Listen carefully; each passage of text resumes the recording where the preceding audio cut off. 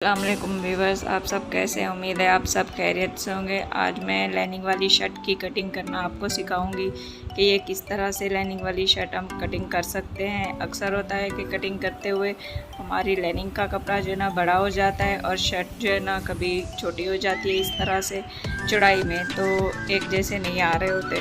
तो जैसे मैं आपको ये तरीका बताऊंगी, इस तरह से अगर कटिंग करेंगे तो इंशाल्लाह बिल्कुल ये एक्यूरेट आएगी। तो ये मैंने पूरे में पिन अप कर दी है, फ्रंट पे भी और बैक पे भी, दोनों को मैंने एक साथ पिन अप कर दिया था।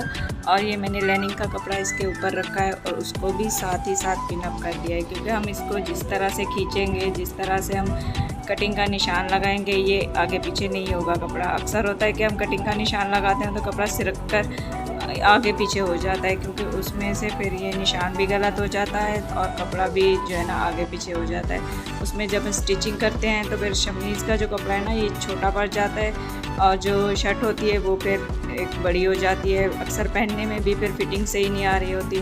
तो इस तरह से हम पिन अप इसको कर लेंगे पूरे को, तो हम इसकी जो है ना फिर निशान लगाएंगे अपने नाप के। तो मैंने ऊपर से जहाँ तक मुझे शर्ट की लंबाई रखनी है वहाँ पे मैंने पिन अप कर दिया है। ये देखिए ये निशान भी लगा हुआ है और इस तरह से ये मैंने एक पिन ऊपर लगा रही थी, उसको मैंने निकाल कर ये जहाँ तक मुझे लंबाई रखनी है ये वहाँ पे मैं लगा दूँगी।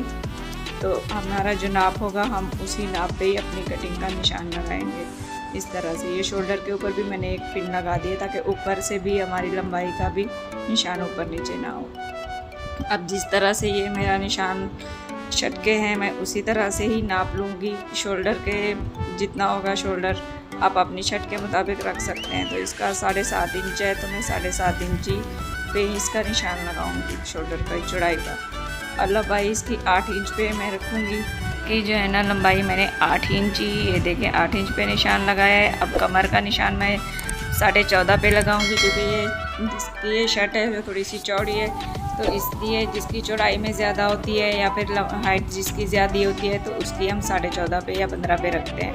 तो जिसकी हाइट कम होती है वो नॉर्मली नाप होता है, वो हम 14 पे रखते हैं। इसलिए मैंने ये 108 पे लगाया और ये जो 120 पे लगाया वो चौक का निशान था, तो वहाँ तक हमारे चौक जाएंगे। अब ये चेस्ट का मैं लगा रही हूँ, तो जितने हमारी चेस्ट होगी आप उतने रख सकते हैं। मेरी ये 10 इंच है, मैं तो 10 इंच पे मैंने लगाया ये चेस्ट का निशान। अब ये कमर 18 इंच है तो मैं 9 पे इसका निशान लगाऊंगी, हाफ इसका करूँगी 18 का। तो इस तरह से मैंने 9 इंच पे ये निशान लगाया है।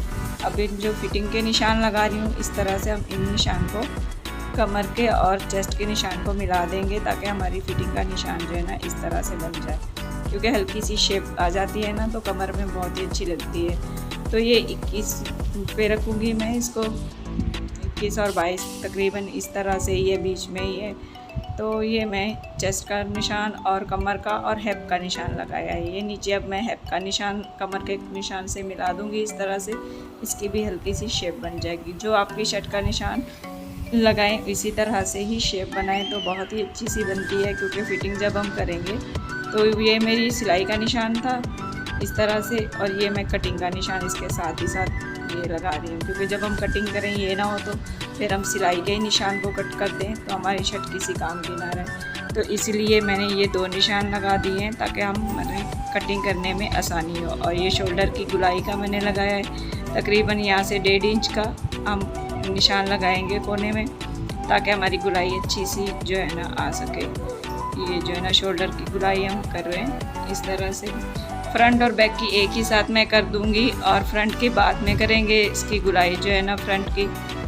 ये मैं बैक का निशान लगाया है ना 1.5 इंच पे, तो इसलिए ये मैंने ये देखें इस तरह से मुझे 9.5 इंच चाहिए था, तो ये 9.5 पे ही निशान आके गुलाई का बना है। इस तरह से अगर हम निशान लगाएंगे तो बिल्कुल ही इसी से ही सही नाप आएगा और हमारा आगे पीछे ये कपड़ा नहीं जा रहा। देखें जिस तरह से मैं निशान लगा रही हूँ, इसी तरह से आप पिन अप करके ये कटिंग करेंगे शर्ट को और लाइनिंग को भी साथ में, तो आपकी शर्ट का कपड़ा आगे पीछे नहीं जाएगा और कभी भी लाइनिंग बड़ी या फिर शर्ट बड़ी इस तरह से नहीं होगी चौड़ाई में, तो उसमें झोल वगैरह भी कुछ नहीं आएगा। तो आपकी जो है ना कटिंग बिल्कुल सही होगी। जब कटिंग सही होती है तो स्टिचिंग भी बिल्कुल उसी तरह से सही हो जाती है।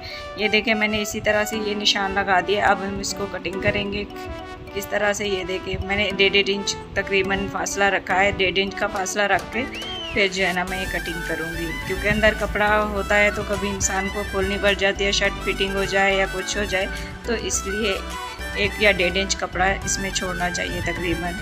सर तो 2 इंच छोड़ना चाहिए मैं, क्योंकि ये रेशमी टाइप का है तो इसमें फिर जब हम फिटिंग का सिलाई लगाते हैं तो फिर मोटा सा बन जाता है ना, अजीब सा कमर पे लगता है, तो इसलिए मैंने 1.5 इंच इसका छोड़ा है। वरना 2 इंच डाउन के कपड़े में, कॉटन के कपड़े में वो सही रहता है कि कोई कमीज़ फिटिंग में भी हो जाती है तो इंसान को खोलना पड़ जाता है, तो इसलिए वो सही रहती है। तो इस तरह से अब हम निशान के ऊपर कट कर देते हैं।